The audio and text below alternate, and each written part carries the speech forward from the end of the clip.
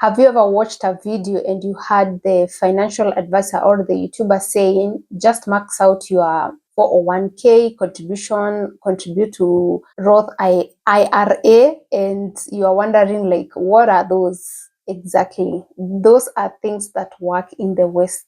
There are no such things in Africa. So the purpose of this video is to break down Western financial advice that does not work for us here in Africa, especially in Kenya, and what you can do instead. The first thing is the one I've mentioned in the introduction, which is max out your 401k or contribute to your Roth IRA account. And these are applicable for you as citizens, and they are not applicable for us in Kenya because we do not have similar financial rules that govern our system. And here is what you can do instead. Instead, you can join a local pension scheme from insurance firms or from the bank or from a SACCO. There are so many financial institutions in Kenya that offer retirement benefits accounts, and you can sign up in one and start contributing as early as in your 30s, because when you start contributing early for your retirement, you'll leverage the aspect of time and compounding interest, and you'll be able to have a good amount of money in your retirement account at the end of that 5 years. The same way, if someone starts contributing early, you have more years. Like if you start contributing to your retirement account in your 30, you have 35 years. If you start contributing at 40, then you have 25 years. When you start contributing at 50, then you have 15 years. The earlier, the better. The other solution is save in your money market fund accounts. Money market funds accounts have interest that is higher than the inflation rate. This means that your money will not be eaten up by inflation, and you will also leverage the aspect of compounding interest that is compounded every month and increase your money. As you continue working hard for your money, also your money is working for you as you keep them in an MMF account. Before you sign up in any MMF account, make sure you do your due diligence, understand whether they are being regulated by the Capital Market Authority, and find out how long that money market fund has been in operation, or find out if there are any registration fee, and find out about the cost of management, because that one shocks many when it comes to cost of management. But one thing you need to understand is the cost of management. It's an interest, or it's a cost that is tied together with the interest that you make. It is not tied to your initial investment or your principal amount of money. No, it's tied to the outcome. The interest that you gain is where your money market fund manager deducts their costs, and also the taxman takes their taxes, and then whatever remains is credited to your account. The second thing that is not easily accessible for Africans or people in Kenya is investing in index funds like Vanguard and Fidelity. You may still find some fund management funds where they can allow you to invest in these index funds, but the cost is higher. It's like you need to start with a high amount of money. It could be around $500 or $100, $300. Usually the initial cost for buying those index is higher than what an average Kenyan makes, and that might discourage you from investing in those platforms. What you need to do is find locally available platforms where you can invest in stocks. Like in the Nairobi Stock Exchange platforms, we have a lot of platforms where you can sign up and buy stocks, where you can even invest as little as 100 shillings. That one is within your reach. Another place is having the mobile app savings friendly apps like Chums. It's easy to sign up for and start saving as little as 100 shillings. Another place is Zidi. We have a money market fund which is sponsored by Safaricom. It's in the app, the M-Pesa app. It's free transaction in and out. It's free transaction. Even though you need to have high discipline to be able to save in Zidi, because it just operates like money you have kept in Mshwari. So if you do not have discipline, you'll end up withdrawing all that money. If you do not have discipline, then you can go ahead and sign up in money market fund, where there is a process, just a small process of withdrawing, which will discourage you from always thinking like, I have money in this Chums account or in ZD and you want to use it. If you want global exposure index, then they are also available in the market. I've not done research on them, but I've seen Kenyans advising or sharing their journey investing in index funds from abroad, like the Vanguard and other index funds that can help you grow your money. The only thing is you need to understand about the international index funds is it needs a lot of money as in the initial capital to invest, which you may not have it now. So if that is your goal, then start saving in the money market funds accounts that are available locally. And then when you reach that target to sign up to those index funds or to make your initial investment, then you can transfer your money from your local account to the international account for the index funds. The third advice that works well for the West is using credit cards. Credit cards are not readily available here in our country, and if you must have a credit card, you must have official source of income where you can present your payslip and bank statements so that you can access credit cards. But most people in Kenya or in Africa do not use credit cards. What you can do instead, if you want to access credit, is sign up into a SACCO, save continuously, consistently, and then get a loan to make huge purchases like buying land, buying a house, or buying a car. You can also save with a bank and also improve your credit score and be able to take a loan. When it comes to SACCO loans versus bank loans, I would advise you to take SACCO loans because they have lower interest rates than for bank, and you have enough grace period to pay for your loan as opposed to the bank.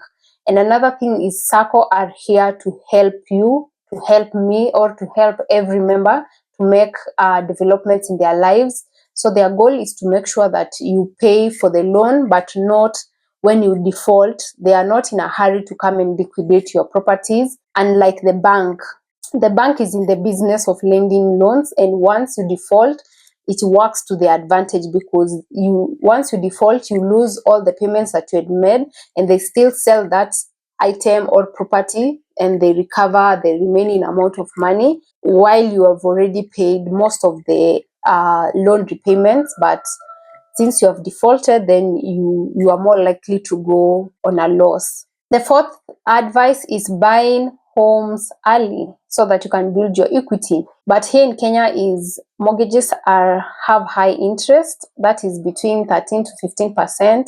And most of the young people or in your early stages of your career, you do not have enough income to be able to take a mortgage so that you can pay for a house. What you can do instead, you just have to leverage time, join a SACCO, save continuously, reach a target where probably when you take 3 times of the amount that you have saved, you'll be able to buy a house or a piece of land, and then you can continue paying for it. But if you're not financially stable or you are hardly surviving with your income, I will not advise you to take a loan because it's going to strain your only source of income. The best way is to have multiple side hustles to increase your streams of income so that if you take a loan, it's not entirely dependent on your income, but you can still make the loan repayments from your side hustles and live comfortably. But if you're not able, then this advice is not best because there is no need of straining your current life just because you want to meet the status quo requirements where everyone is owning a house, is buying a land, or is buying a car. Everyone has their own journey, so it's about you to take one step at a time. And if that is your goal, then invest heavily on having side hustles, increase your streams of income, then you can go the credit way and make developments in your life. The fifth advice that works well for the West is start a side hustle like DoorDash Delivery. DoorDash Delivery is a common side hustle for people in the US because work there, you like employment in the US or in the West, in most places is hourly. So you can just take 6 hours shift, and after that you go ahead and do your door delivery or DoorDash deliveries. But here in Kenya, we hardly have hourly contracts. It's a full time from 8 to 5 p.m. So such businesses will not be suitable for you to invest or to go by in case you want side hustles. The best side hustle to do is, if you have a full-time job like 8 to 5 p.m. job, is to try online jobs where you can freelance like a virtual assistant, you can freelance like a designer, you can do data entry, you can do transcription. There are a lot of opportunities online, and the good thing about having a side hustle that is supported by the internet is you can work anywhere in the world. You can travel and still work. You can still work over the weekend. You can work in the evening when you come from work, or you can decide to work early in the morning before you check in your workplace. Another alternative to DoorDash is having digital products that you can sell online. You can have ebooks that are guides to certain things, and where people are willing to pay for, like, or even a recipe book. You can have it. You can have a meal plan. You can have and how to start investing, or how to start online marketing, how to do digital marketing, how to start graphic design. There are just a lot of things that you can start and sell that item digitally and make an extra source of income.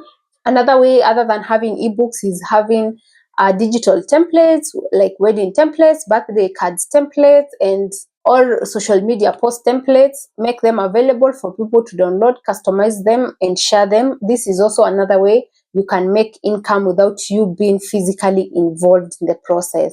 The sixth advice that may not work for most of us or most of the Kenyan is making big purchases in cash. This is buying land or cars or houses. It's not easy to buy these things in cash, because how the economy is, for you to be able to make a significant amount of money, you must have stayed in your career for years and made progress so that you can make good amount of money. But even if you make that good amount of money, you'll not have the luxury of time to save so that you can be able to buy a house in cash. So that's why most people opt to take loans from SACCOs or from banks or mortgages to fund this kind of projects, so that you can be deducted a significant amount from your salary and be able to enjoy whatever you have bought at that specific age that you are in. Not all financial advice work for everyone, because financial aspects, it's also dependent on your geographical location and the financial opportunities that are available in your country. Like in our country, that the structure for retirement is not a way that you can really save a lot of money, because it's usually a small percentage of your income. Then you can decide to take an insurance and save for your retirement with an insurance, or even start a retirement account with your money market fund. The goal is to have your money in spaces where they can earn interest that is higher than the inflation rate. As you continue consuming financial advice online from the West, then it's up to you now to come home and ask yourself, yes, I heard about this. I heard about DoorDash. What can I do in place of DoorDash? Then you can do freelancing. You can sell products online. You can sell digital products. If you hear advice on saving retirement, the Roth IRA and matching the 401k, then you come to your country and ask yourself, what can I do about my retirement? It's to start a retirement plan. Start saving small, and or give yourself an amount that you want to retire with. If it is 2 million Kenya shillings, then work backwards. Ask yourself, where I am now, I am 40 years old, and I want to have saved 2 million by the time I'm 65 or 60. Then take 20 years, divide by 2 million, and then see how much you need to contribute every month, and then work backward. Thank you so much for watching this video. See you in the next one.